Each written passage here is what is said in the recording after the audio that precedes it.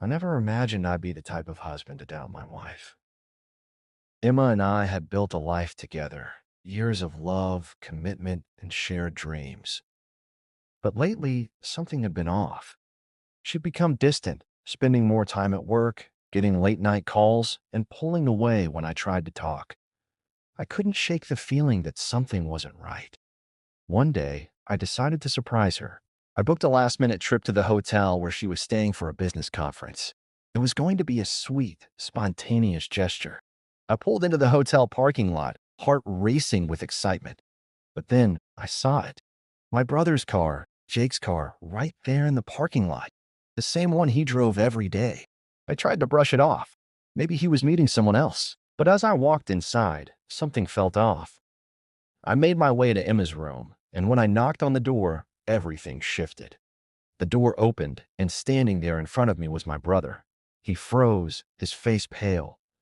Behind him, I saw Emma, her face going from shock to guilt in an instant. I couldn't process what I was seeing. "What is going on here?" I asked, my voice shaky. "How long, Emma? How long has this been happening?" Jake stepped forward, his voice barely a whisper. "Alex, I'm sorry. It's not what you think."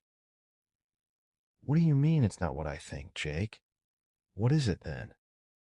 My heart pounded in my chest. "You're standing here with my wife, my brother with my wife." Emma's eyes welled with tears.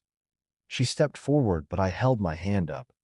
"Don't, Emma. Don't tell me this was some kind of mistake. Don't tell me this wasn't planned. What's going on?" "I don't know how it happened," Emma whispered. It just did. We never meant for it to happen this way." I couldn't believe it. My wife, the woman I trusted with my heart, the woman I thought was my soulmate, had betrayed me with my own brother. The betrayal cut deeper than any knife could. "Tell me, Emma, what was I missing? Was it me? What wasn't enough for you?" My voice was barely a whisper, the pain evident in every word. Jake stood there, silent. He didn't have an answer.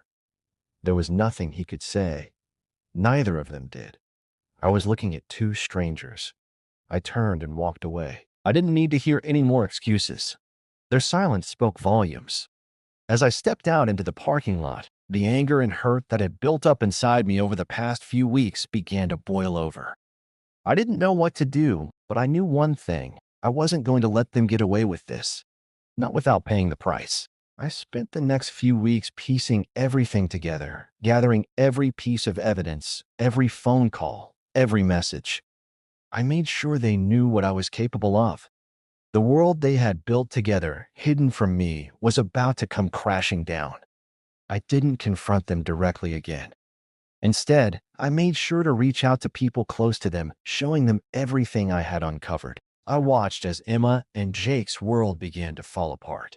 The shame and guilt were visible on their faces as they realized the damage was done. People knew the truth now. In the end, revenge wasn't about punishment. It was about ensuring they could never hide from their actions. I watched them crumble, and for the first time in weeks, I felt at peace. They had betrayed me, but in the end, I had taken control of my own story. I wasn't the victim anymore.